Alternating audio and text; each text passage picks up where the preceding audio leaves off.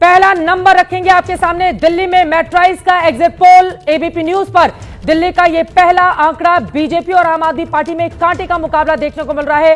कांटे के मुकाबले में भारतीय जनता पार्टी मामूली बढ़त के साथ वोट प्रतिशत देखिए 46% और आपको 44% और बीजेपी 35 से 40 सीट मिलती हुई दिखाई दे रही है। आम आदमी पार्टी को 32 से 37 सीट देखने को मिल रही है, यानी कि मामूली बढ़त जरूर है। लेकिन अगर मैट्राइज के इस एग्जिट पोल को देखें तो फिर बीजेपी इसके हिसाब से सरकार बना सकती है, क्योंकि यहां पर 30 से 36 सीटें चाहिए सरकार बनाने के लिए।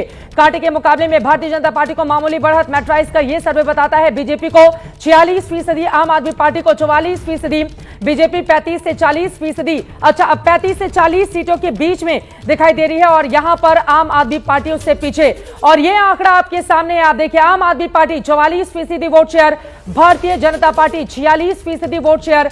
कांग्रेस पार्टी का वोट बढ़ के थोड़ा दोगुना जरूर हो रहा है, लेकिन वो कहीं भी इन दोनों पार्टियों के आसपास खड़ी होते हुए नजर नहीं आ रही है। आपको बताते चले कि 2020 के विधानसभा चुनाव में 54% वोट शेयर के साथ 62 सीटें हासिल की थी आम आदमी पार्टी ने। 39 सीटें भारतीय जनता पार्टी को मिली थी, 8 सीटें उसे मिली थी। लेकिन इस बार जो एग्जिट पोल आपको दिखा रहे हैं 70 सीटों का मैट्राइज का ये एग्जिट पोल है। आम आदमी पार्टी 32 से 37, बीजेपी 35 से 40 और कांग्रेस पार्टी का हो सकता है खाता यहां पर खुल जाए। ये बड़ी जानकारी, बड़ी खबर। मैट्राइज का ये एग्जिट पोल इस वक्त आपको दिखा रहे हैं। अगर ऐसा होता है, अगर ये एग्जिट पोल एग्जैक्ट पोल में तब्दील होता है तो फिर 26 सालों का सूखा भारतीय जनता पार्टी के लिए खत्म हो सकता है। ऐसे में वो कौन कौन से मुद्दे रहे जिससे बीजेपी के लिए, आप देखिए इनका चेहरा खिल उठा है। के शर्मा जी का मुस्कुरा रहे हैं, थोड़ा ही आगे हैं, थोड़ा ही आगे हैं। मैं आपको बताता हूं उसका रीजन थोड़ा ही आगे करना। दिवांग जी और तमाम पत्रकार भी मेरे साथ बैठे हैं, शायद इस बात पर सहमत हो।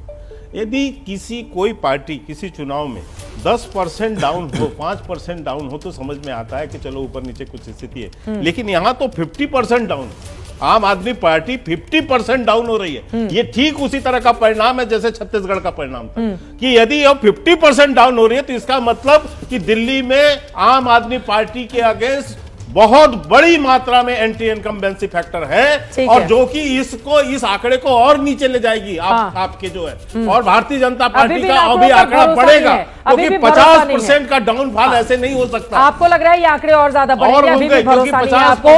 6 चुनाव लगातार भारतीय जनता पार्टी समझ में हारी है। 1993 से 98 में आपकी सरकार रही, उसके बाद से कोई भी चुनाव आप जीत नहीं पाए हैं। 13 में आप सबसे बड़ी पार्टी बने थे, लेकिन आपको बहुमत नहीं मिला था। लेकिन अगर मैट्राइज का ये एग्जिट पोल, लोकसभा जीता है, लोकसभा जीता है, अरे विधानसभा की बात हो रही है, विधानसभा की बात हो रही है, विधानसभा की बात हो रही है। इसलिए मैंने कहा दिल्ली में हम लगातार 700 सीट जीते, 0 सीट पे आए। ठीक है, घरेंद्र भारद्वाज जी, अब भारतीय जनता पार्टी ने बाजी मार ली, कम से कम अभी तक का ये एग्जिट पोल यही इशारा कर रहा है। चित्रा जी, हमें तो हर बार एग्जिट पोल हटाते, 13 में हराया, 15 में हराया, 20 में हराया, पंजाब हराया, सब हराया।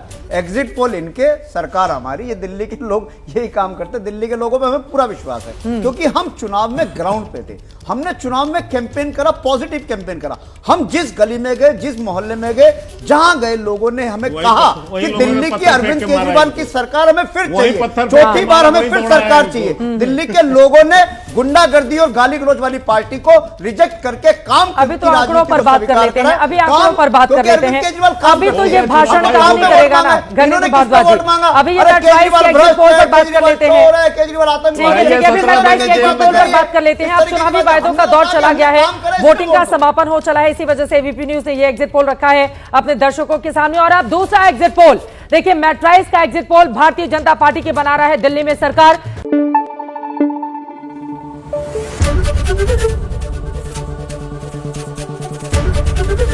एबीपी न्यूज आपको रखे आगे।